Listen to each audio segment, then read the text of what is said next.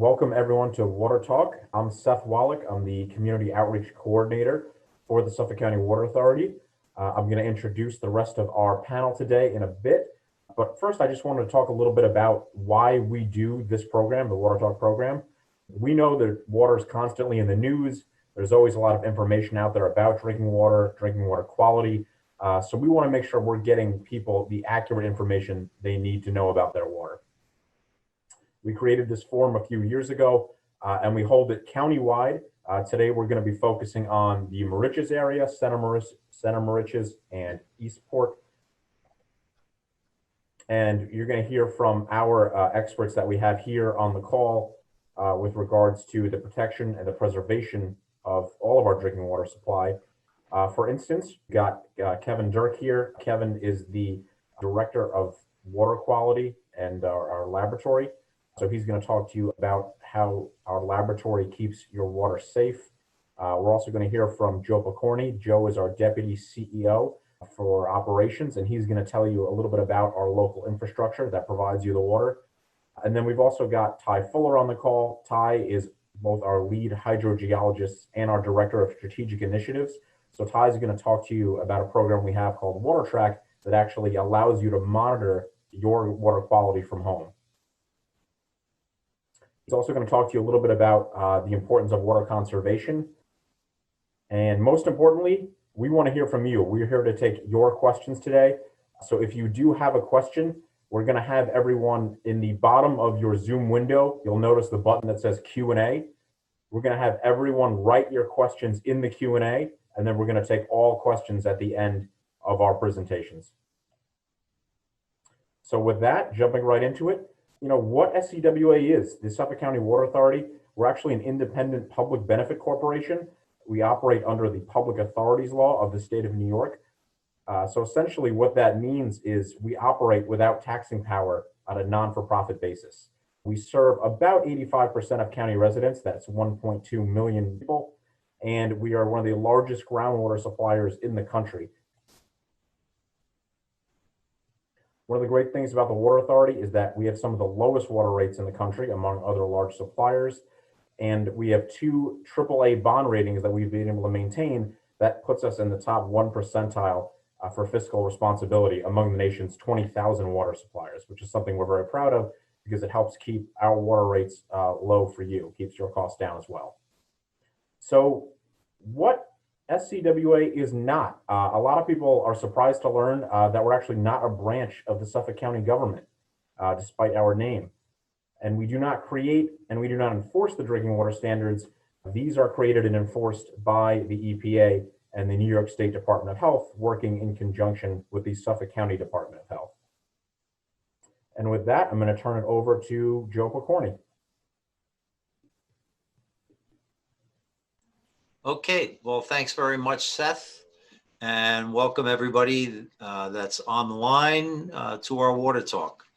So Seth mentioned, I'm the Deputy CEO for Operations, and that means I handle all of the day-to-day operations of the Water Authority. That includes the production of our drinking water, the distribution of our drinking water, and the planning for the future. So our engineering department is something that's very important to the Water Authority because they help us develop plans for expanding the system and building new infrastructure to address the aging infrastructure that we have. Speaking of the infrastructure, let me just give you a few statistics on the Suffolk County Water Authority's infrastructure. So I'm going to show you a map in a little while. It's going to show you where all of our wells are located. But as Seth mentioned, we are solely based on groundwater, right? So all of the water that is consumed by the 1.2 million customers of the Suffolk County Water Authority comes out of the ground below our feet. We live over what's called a sole source aquifer. And so those wells that provide that water are distributed throughout the county. And they go from Amityville all the way out to the Two Forks, to Montauk, and out to Greenport.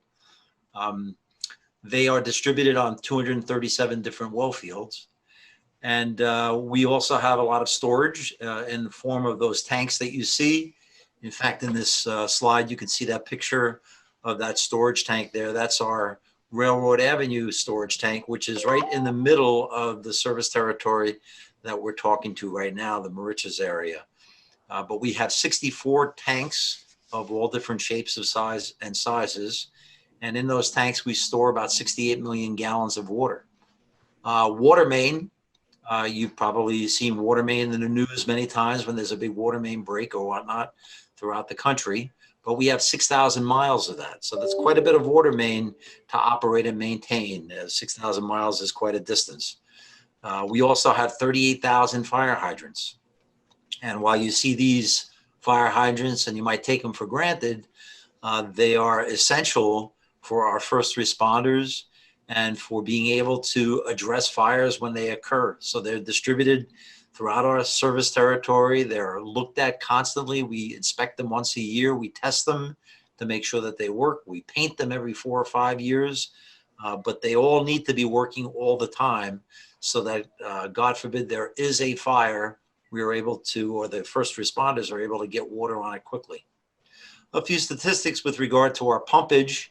Our average daily pumpage, which is the average amount of water we pump on any given day, is 210 million gallons.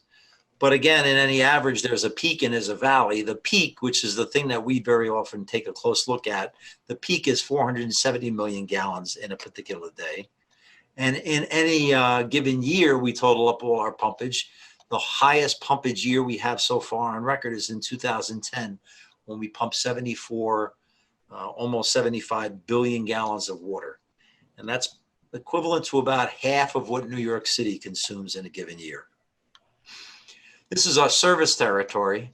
And as Seth mentioned, again, we cover 85% of the county.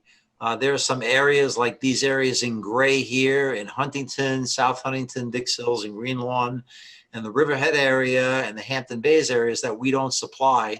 Those are municipal supplies. They're operated by the towns and their district operations. But we supply everything else. And if you can take a look, you'll see all of these little green dots that are located on the map, even out on Fire Island. Those are the locations of all our well fields. So the well fields are fairly well distributed because the water that people consume in their particular area typically comes from the well that's within just a couple of miles of your home. We are not capable of taking water and transmitting it from, say, Amityville out here to where you folks live. The water stays relatively local, and that's because of the diameter of the piping system. And I'm going to show you a map in a little while of the piping system, but we just simply cannot transport water. You know, in New York City, I always look at New York City, but they have tremendous water tunnels that bring water down from the reservoirs, and those tunnels are tens of feet wide, right? They're monstrous tunnels. You know, the largest water mains we have are 24 inches or so. And most of the big main that we have is really in the 12-inch range. And on your street, you probably have 6-inch water main. So it's physically impossible to move any amount of water from one place to another in any distance. We do have locations throughout the county so that we can be responsive and so that our crews and operations personnel don't waste a lot of time driving on the road. So we have offices up in Huntington. My office and our technical service, our engineering group, is down here in Oakdale. The people that take care of most of our wells in production are in our production control office in Bayshore. Again, you're going to hear from Kevin in our laboratory. They're located up in Hauppauge. And then we have 3 other offices, one up in Coram, one in Hampton and West Hampton, and one in East Hampton. And those are basically our operations offices where we dispatch people in order to do maintenance on our systems. And we also have our customer service center that's centrally located in our Coram facility there. That's where we have our call center. We have about 35 clerks that are there taking calls from the public for a variety of different issues. And so we're well spread out. And again, the idea is so that we can respond quickly and that we're efficient in the way we operate in serving our customers. You see all the different colors here in this map here, and these colors represent what we call pressure zones. And the county is divided up into pressure zones based on elevation. So that's kind of a hydraulic thing. But what that means is that all of our our large system is really divided up into several small systems. It's actually 50 small systems. If you went around and counted here, you'd actually see that there are 50 different pressure zones. And what that means is they're like 50 different little water systems. They're all intertwined and interlinked, but they're all operated as individual systems, which means that our operations people have to constantly be looking at all of these systems to make sure that they're operating properly and that everybody has water and nobody is without water. So the big question that people have is, with all those wells, where does the water actually come from? And if you may remember, or you've seen what your children and grandchildren learn in school, the rainwater on Long Island is what recharges our aquifer. And this is a cartoon that kind of shows what goes on here with clouds and the rain on the surface. And then we have two wells that are located here. One is a deep well, and that well goes down into what's called the Magathy aquifer. And then we have a shallower well, and that well goes down into what's called the glacial aquifer. The glacial aquifer is the shallowest one. There's actually another aquifer in our aquifer system under Long Island. It's called the Lloyd aquifer. And the Water Authority only has about a half a dozen wells that are located in the Lloyd aquifer, but those are the deepest wells, and they contain the oldest water under Suffolk County. And all of this water that we pump out of the ground, that when you see a well like this, the water that we pump out of the ground actually comes from way down at the bottom where the screen is.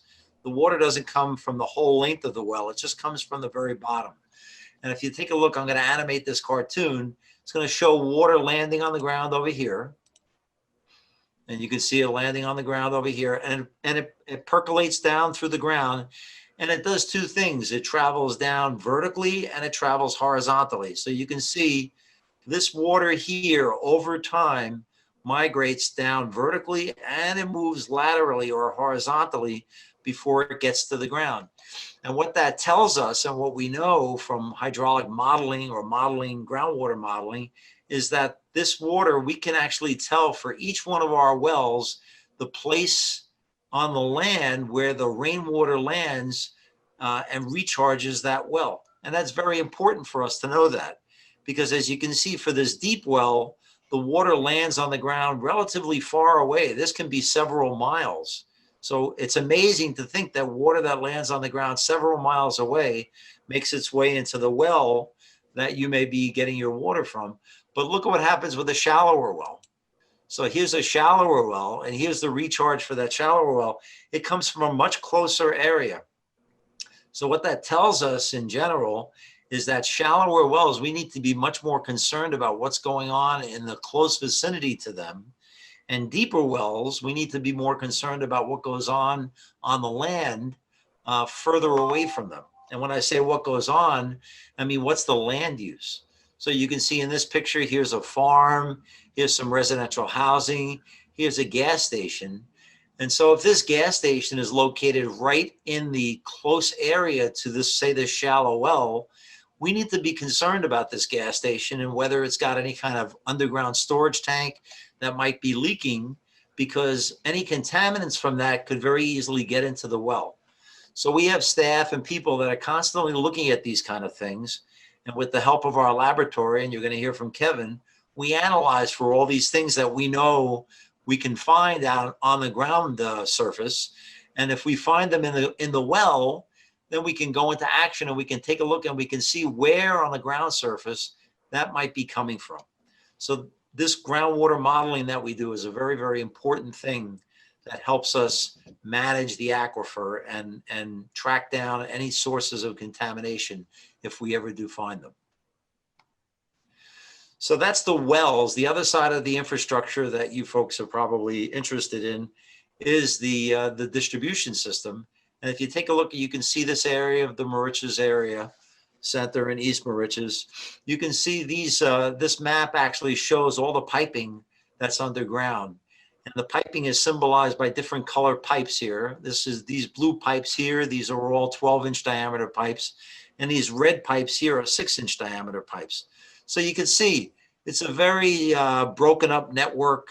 And some of the work that our engineers do is they find ways to make sure that the water can move around locally because it's just like the arteries in your body. You don't want to have any blockages of any kind.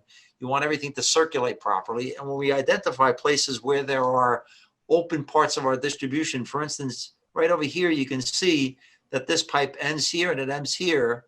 So one of the things our engineers look to is to make connections in these places like this, so to better improve the distribution of the water. If you take a look at this close up again of the area, you'll see the well fields that actually serve this area. This is the Railroad Avenue well field that's smack dab in the middle of it. That's where that tank is that I showed you on that picture. But we have well fields down here at Old Neck Road. If we go to the west, we've got Lambert Avenue, Mastic. And if we go to the east, Seatuck Avenue is another spot where there's a well field. And if you go north of Sunrise Highway into what is another pressure zone, you can see these are two different colors. This corresponds to what I was showing you before in the other map. You've got two different pressure zones. This is called the low zone, and this is called the intermediate zone. So this well field, actually, the water in this intermediate zone does not really go between here and the low zone unless there's an emergency. So this Bay Drive well field serves this upper or this intermediate zone, and these other well fields down here, they serve the low zone. And again, this shows you the piping that connects it. This goes all the way out. I mean, we could zoom out and you could see how this connects all the way to West Hampton and Bellport. But in general, this is the piping in the area of the Center Moriches and East Moriches area. One of the things that we concern ourselves with respect to the piping, you know, all of these pipes were put in at different times. So they're all different ages. They're made out of different materials.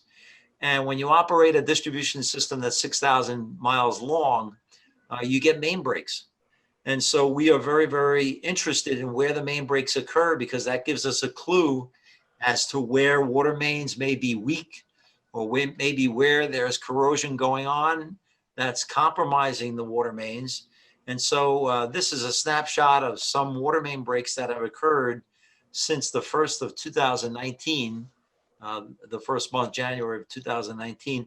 And as you can see, there's 6 water main breaks in this area, which is not really a lot. And what that really accounts for is that much of the water main in this area, because it's a relatively newly developed area in Suffolk County, a lot of the water main is relatively new. When I say new, I mean like in the 50-year-old territory.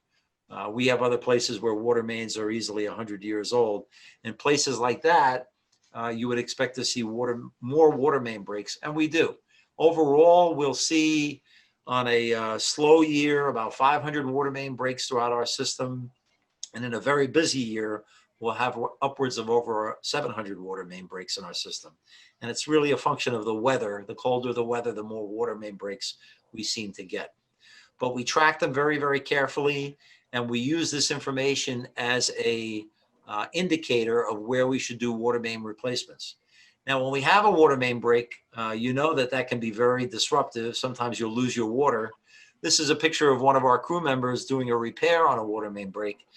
But repairing a water main break can be a big to-do. And you can see here, this is actually the break in the water main. But you have to deal with things like groundwater. So we're constantly have to pump out the water that's either came in from the water main break, or sometimes if you're down by the shoreline, you just have groundwater seeping into the hole. So they have to constantly pump the water out of the hole to make sure that they can work in a dry condition. The other thing that you have to deal with is all the other infrastructure that's in the ground. You might have sewer pipes, you might have electric pipes.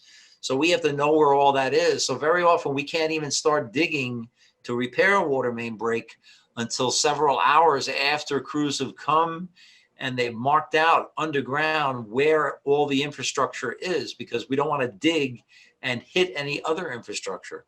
So it's very important that we locate that all. And like I said, that sometimes complicates the repair, and it makes the repair a little longer to get done. You know, we like to get a repair done within 3 to 4 hours, but sometimes they take longer for that very reason. So one of the things that we are always looking to do is to make improvements. And the improvements in our system can take a lot of different forms. This shows some of the improvements that we made in the distribution system over the past few years. And again, we look for things like gaps in our water system. And I think some of these are highlighted here. We've had a couple of places where we've had some dead ends where in this particular case, the 12-inch water main wasn't continuous. So we added sections of water main to make it continuous to improve the flow. We've also done a couple of large projects. One of the larger projects here is we've made a connection from a storage tank that's up in the Pine Barrens, that's up in the Flanders area. And we've actually brought a 24-inch water main down south to connect to this is kind of the East Moriches area. This is almost Remsenburg over here. But this is actually helping out the whole area. But by connecting up this large water storage tank, there's a big ground storage tank there. We've introduced another source of water here. And what that does is that helps us during the peak periods to meet the demand for water. By having water in storage tanks ready to go and ready for people to use, that allows our system pressures to remain constant during those peak periods. I think Ty is going to show you later what happens during peak periods of water use. But that's one improvement we've made. We are also working on another improvement over here, and this is going to be done over the next few months. We just bid this out, and we're going to add a connection here to the west, to the Bellport area and to the Mastic area, where we don't have a connection now. The Carmens River actually interrupts this 12-inch water main. And what we're going to be doing is a directional drill under the Carmens River to make a connection to the west and to make more water available to this densely populated area. You can see that it's densely populated area because you can see all the water main that's in this particular area. So that's going to be very, very helpful. One of the other things that we're going to be doing, and you might even see it sooner within another month or so, that Railroad Avenue area where I showed you the tank, we've also got a couple of wells in that particular spot. And we have a well that's about 50 years old that we'll be replacing this coming fall and winter. So that project's going to be going on. This is a description of those projects and how much they're going to cost. Here's the Railroad Avenue well. That's about $1 million. Here's the Carmens River crossing that I just spoke about. That's about $1.14 million.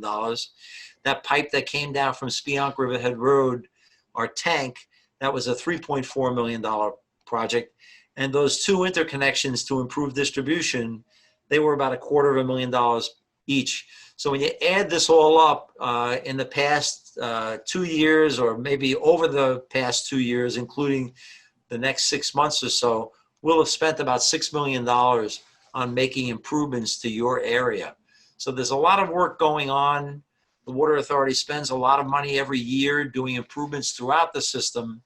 And again, we make determinations on where things are required based on their age, based on the state of their repair, and we dispatch our engineers to make these improvements using contractors and our own forces.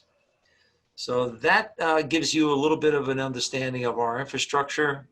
At the end, we're going to take questions, but at this point, I'm going to turn it over to Kevin Dirk, our laboratory director. Kevin?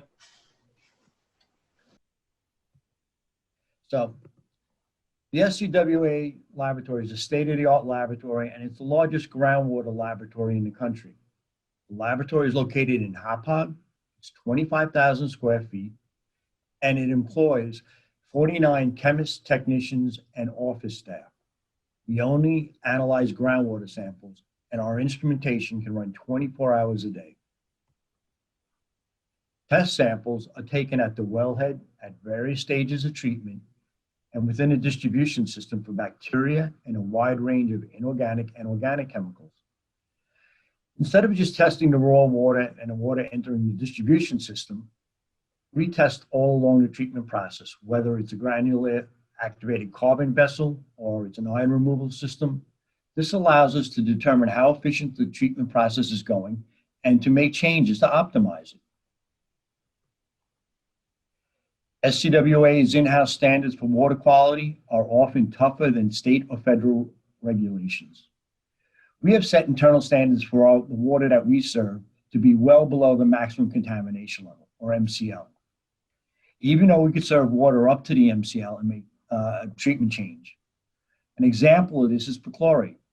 If everybody's read recently, the EPA decided not to regulate perchlorate. New York State has an action level for perchlorate at 15 parts per billion. But at SCWA, we set our internal standard for 5 parts per billion. So as wells approach 5 parts per billion, we look to blend them to lower the level of perchlorate in the water that goes to our customers. We test for 400 compounds, 251 more than required by regulators. That's nearly 2.5 times the amount of compounds that we are required to test for. We test for things such as pharmaceuticals and personal care products, additional herbicides, their breakdown products, and additional pesticides.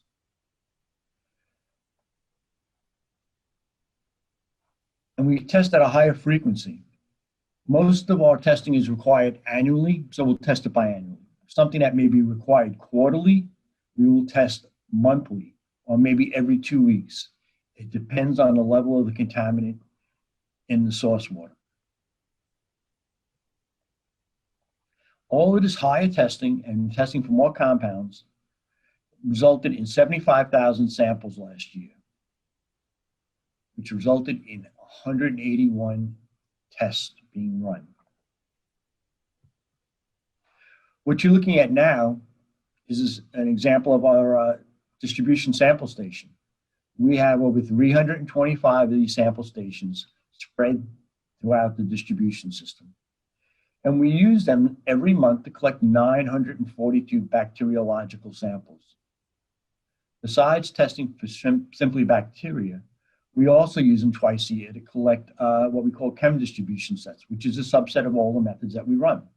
And what we want to basically do is we know the water leaving the well field, but we want to see if it's the same water quality in the distribution system, or do we have some of the ions settle out and we have rust problems, or any other type of issue going on in distribution. This way we can flush the mains out, make sure everything's up to water quality standards, and we have no issues. Now I'm going to talk about our consumer confidence report. Every year by May 31st, we have to publish our consumer confidence report. The consumer confidence report is our treated data, the water that goes to the customers, that goes in the distribution system. Each of these reports is usually 50 pages or more. It's got a lot of information besides all the data that we generate. Besides having the consumer confidence report, which is the treated, we also have what's called a supplemental report, which is the raw water coming right from the well before any treatment takes place. We have 5 years worth of data for both of these reports. If you're looking to see what the water quality is in your area, you can go to the consumer confidence report, click on the link on the www.scwa.com site, and it'll bring you to water quality. You can type in your address, or you could simply click on the interactive map, and it'll bring you right to the water quality.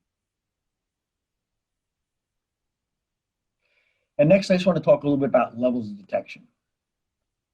SCWA's state-of-the-art laboratory instruments can detect compounds in the water down to parts per million, parts per billion, or in some cases, even parts per trillion.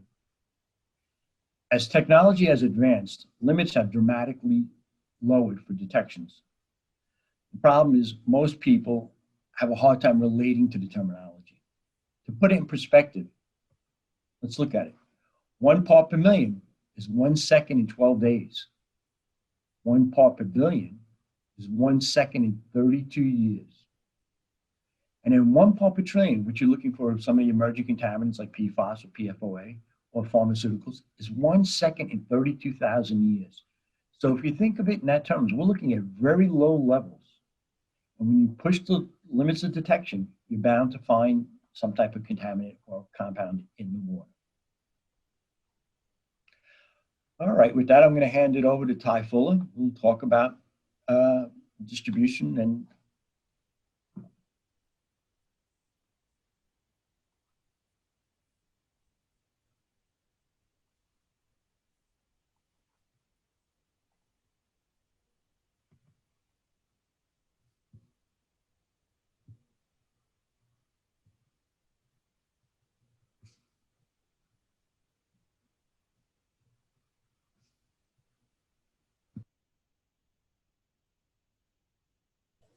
Hi, you're on mute right now. I don't know if you just want to unmute and maybe just start from the beginning. Sorry about that. What I was pointing out is, at the conclusion of my talk, we'll answer any and all questions.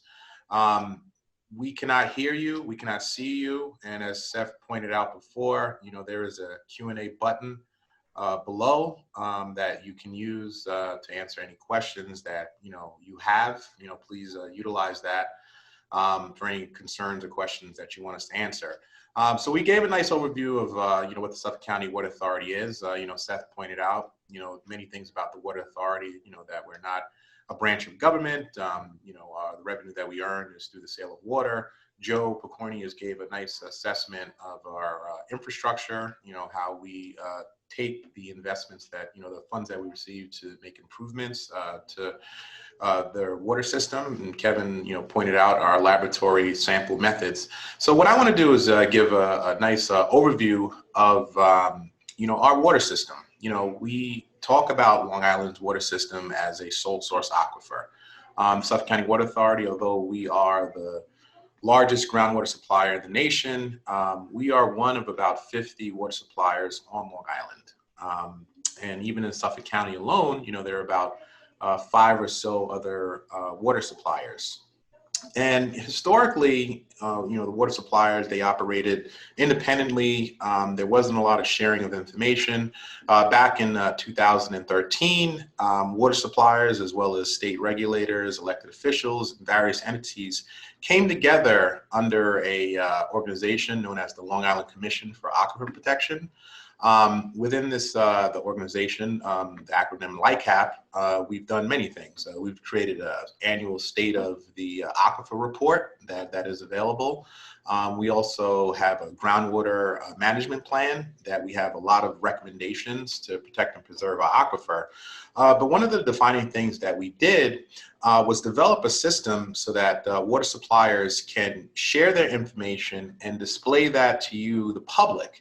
And that is available through a program known as WaterTalk. And WaterTalk, which you can view by going to the website, liaquifercommission.com, it's an online GIS-based database. So all the water suppliers, they share their information. You can actually go to this program. You can, put your address in. You can, see a lot of details, about the water quality within your area. This is an overview of the WaterTalk program, and I just want to see if I could just take a moment here to share that information with the WaterTalk system. So just bear with me.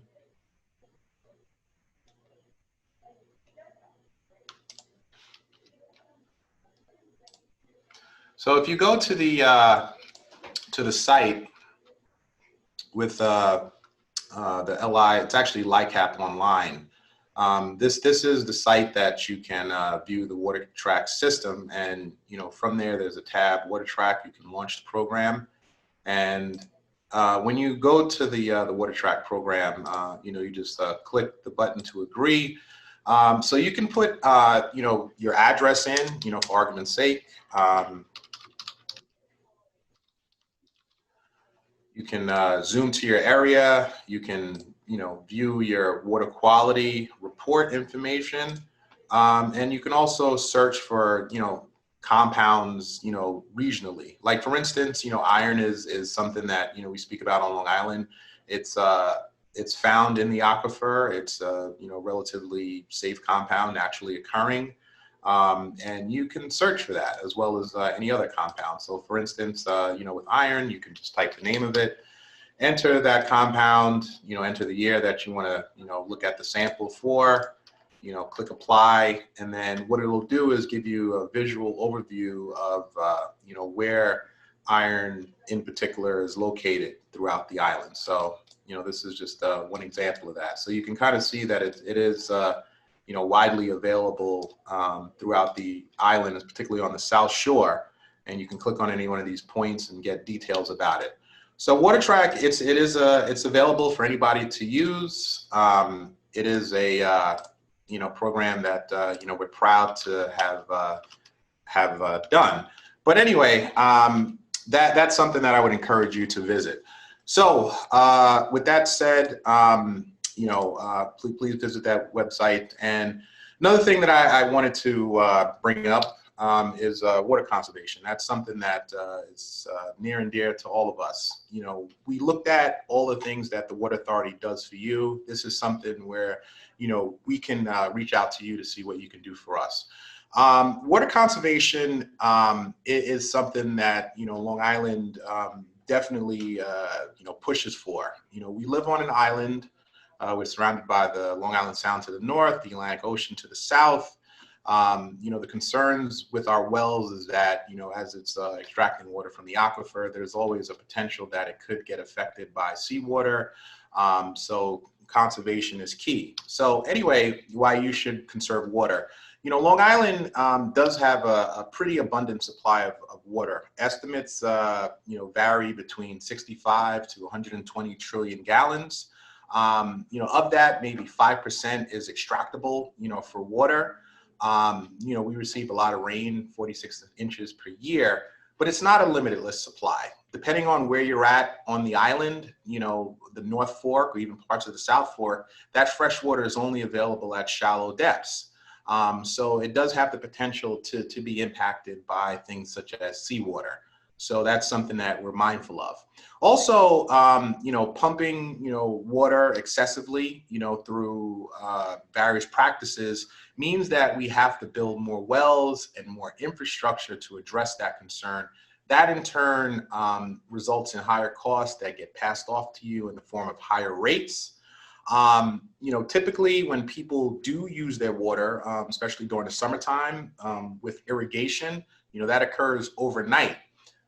People usually irrigate between, the hours of 12 to 7, 3 to 7 more specifically. And during that time where a lot of that water is being used, it affects water pressure. And that in turn can have an impact not only on water pressure, but it can also impact fire protection. And that's something that, we're particularly concerned with. And I've already pointed out that, overpumping can have negative water quality impacts. So what I'm showing you here is it's a graph that shows water usage over a several day period. This blue line here represents water usage during the wintertime. This orange and red shows summertime pumpage, both regular summer day, and orange and red is on a weekend. So if you look at winter pumpage, throughout a particular day, like this would be midnight, this right here is the end of that day. So from midnight till about 5 a.m., there's no water usage for, winter home particularly. I mean, that makes sense because, people are at home, they're sleeping, not a lot of activity. Right around 6 to 7, that's, when people typically wake up to go to work, you have a continuous water usage throughout the day. And then around 10 or 11, the water usage goes back down. Normal baseline pumpage, something that's, relatively easy to manage.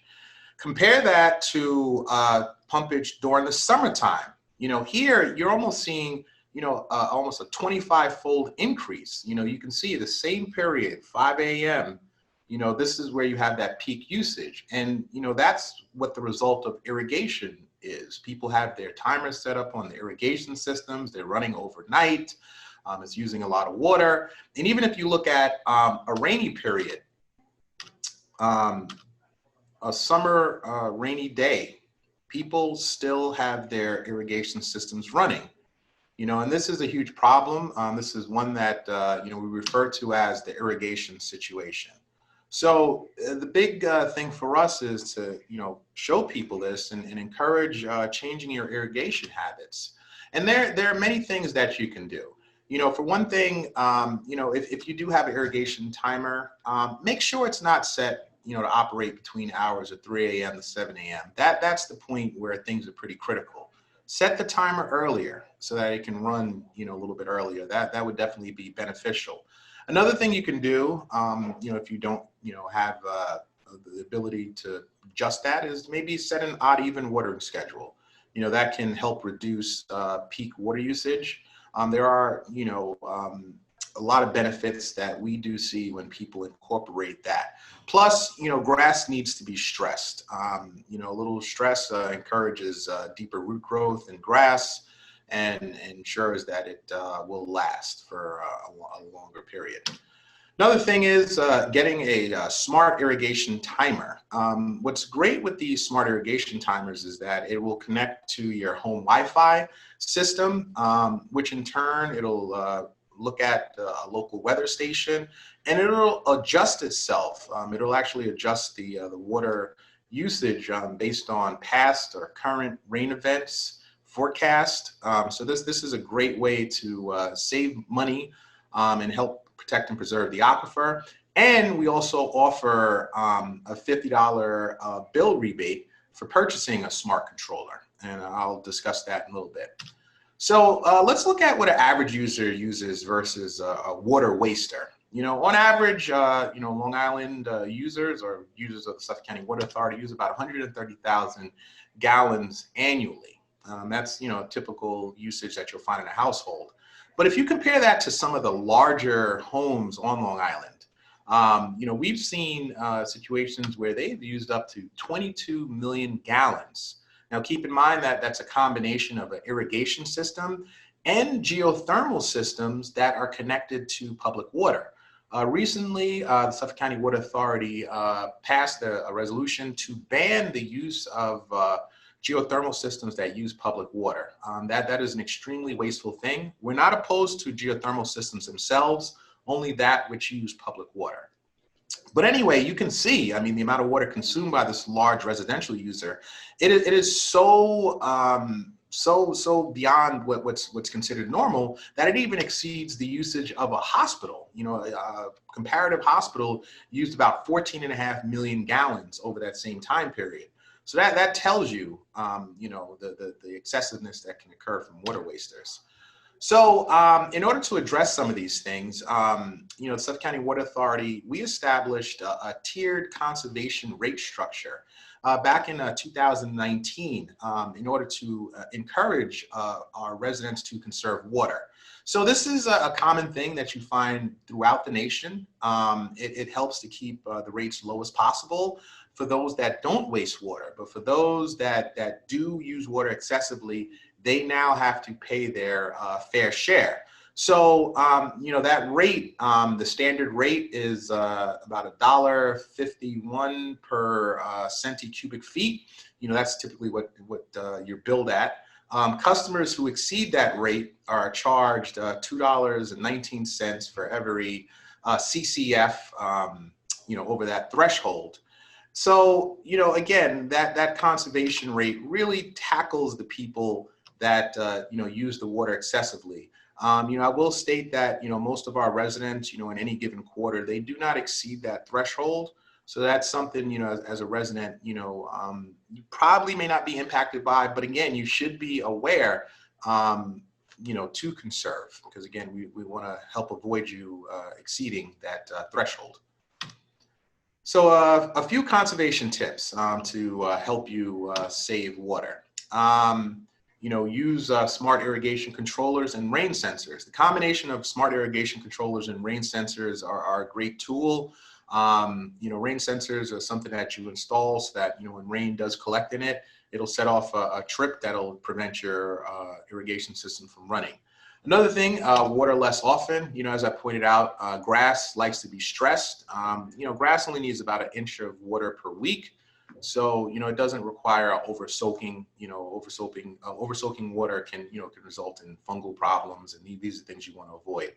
Another thing, get EPA WaterSense products, whether it's a irrigation timer or a faucet aerator or a low-flow shower head. If it has the EPA WaterSense logo on it, that's something that shows that it's going to be of benefit, and you could receive the rebates from us in terms of account credits by using those. Shorten your shower time. We found that shortening your shower by 5 minutes can result in savings of hundreds, if not thousands, of gallons, which benefits you in the form of a lower water bill. So that's something that you want to tackle. Also detecting and fixing leaks. Just a small leak, can result in a lot of water being wasted. Collectively, if all the leaks were fixed throughout the nation, I mean, we'd probably save upwards of, several 100 million gallons or more through that. A few other things, shut off the tap water when you're brushing your teeth. That can result in savings of several 100 gallons. Fully loading your washing machine and dishwashers before you run it, so that you don't have to keep running and wasting. Keeping your plants moist with mulch, that'll keep the water inside so it doesn't require more water to keep them alive. And don't hose off a tool, if another tool will work. And another thing that's great, go to a car wash instead of using a hose. Most people would think that you would waste water going to a car wash. No. Car washes typically will recycle their water, whereas if you're at home, that hose will just waste the water and run off. I've pointed out before that, we do offer a rebate, account credit program, and then that falls under the umbrella of a WaterWise program. We also offer home checkups. So with the WaterWise checkup, it's a free service. One of our water experts will come to your home. They will do a one-on-one consultation with you, help you develop a personalized roadmap to save water. With the account credits, if you go to our website, scwa.com/waterwise, and you purchase one of these water-saving devices, you can receive a credit for up to $50. We encourage you to apply. Another thing that we want to encourage you to visit is our website on scwa.com. Give us a call and shoot an email. WaterWiseCheckup@scwa.com, and the number it's 292-6101. And Our Water Our Lives. This website, OurWaterOurLives.com. This is a great website that was developed through LICAP. It can give you a lot of these pointers that I gave you. You can also take a pledge to conserve water. That is something that we're encouraging. We have close to 4,000 people that have taken that pledge. We encourage you to do that too. With that said, we are here to take any questions. Terrific. Thank you so much, Ty. So I do have one question in the Zoom webinar chat, and I do have one question in the Q&A.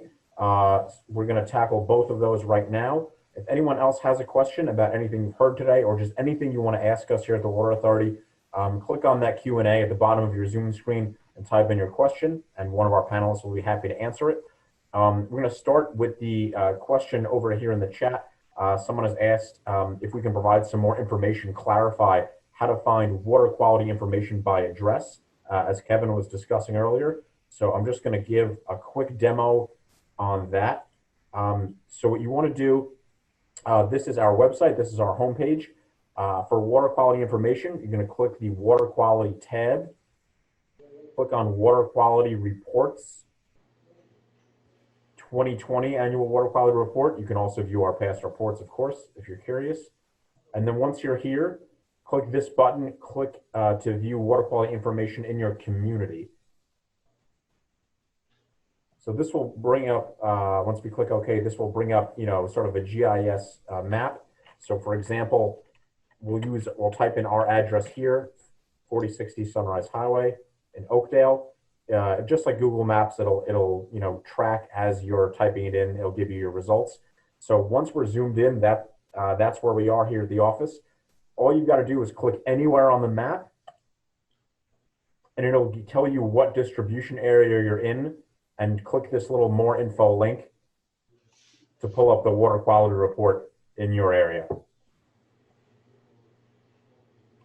And then one of the other things that Ty had mentioned is just a lot of people are curious about our WaterWise credit program to get those $50 bill credits on those water saving devices.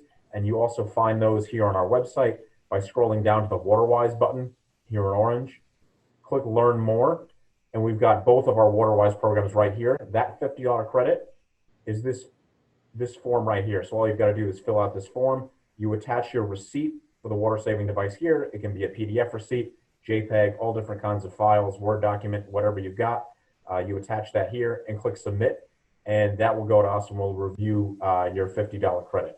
To sign up for one of our WaterWise checkups, use this form up here, fill out, all your information, the best time to call, any comments, and we'll receive that as well. You'll receive a call back in a couple of days. So with that, I see we've got a question in the Q&A. Kevin, are you able to read the question in the Q&A by clicking the Q&A button there at the bottom? You're still on mute, by the way, Kevin, if you want to unmute.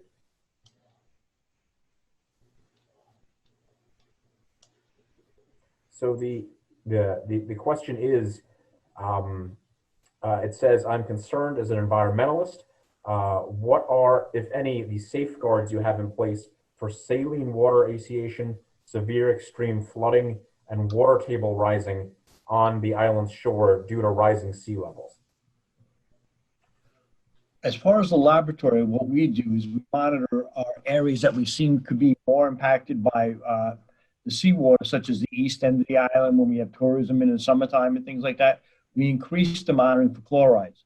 Chlorides are a good indication that seawater is moving towards our wells and impacting them.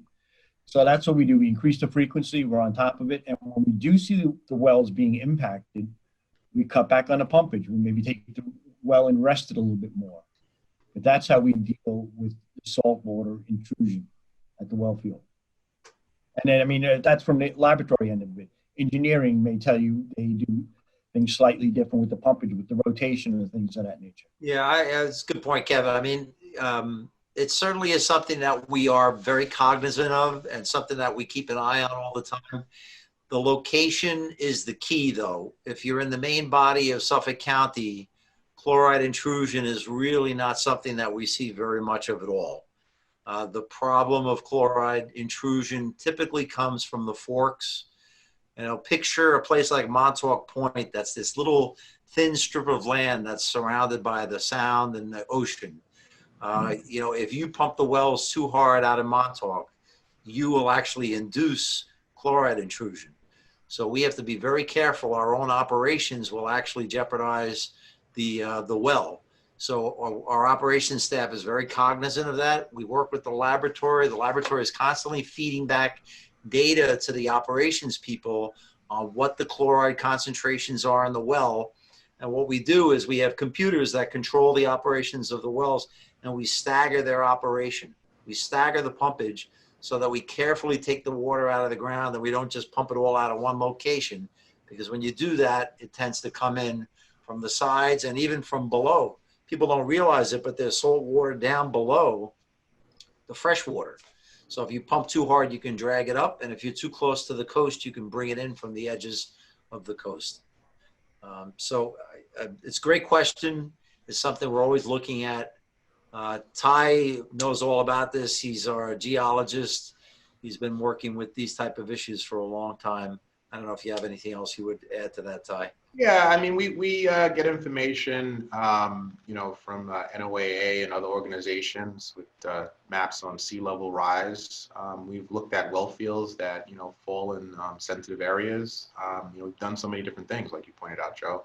Even things like generators, we learned a lot through Sandy, we're still able to run our system. We're definitely well aware of those concerns with, increased salinity from sea level rise, the impacts to low-lying areas, how we need to fortify our water system. We're actively working to make sure that we have an endless, a way to supply people during any crises that occur.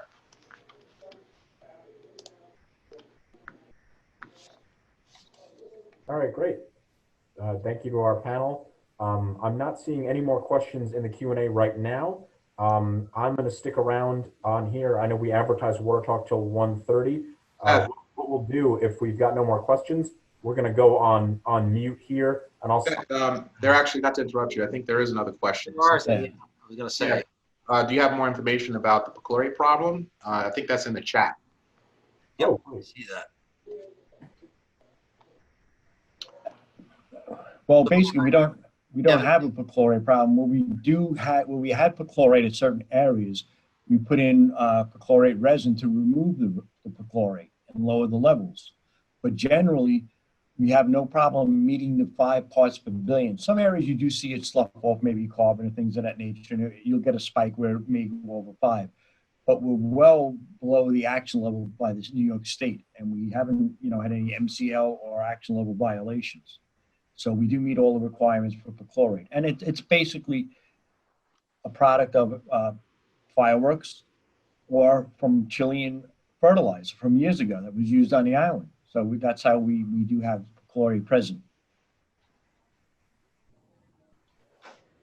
All right. Any other questions from folks? Like I said, I'll stick around until 1:30. I'll be on mute, but I will continue to monitor the Q&A as well as the Zoom webinar chat in case anyone has any more questions. We'll be happy to answer them for you. Okay, thanks, everybody.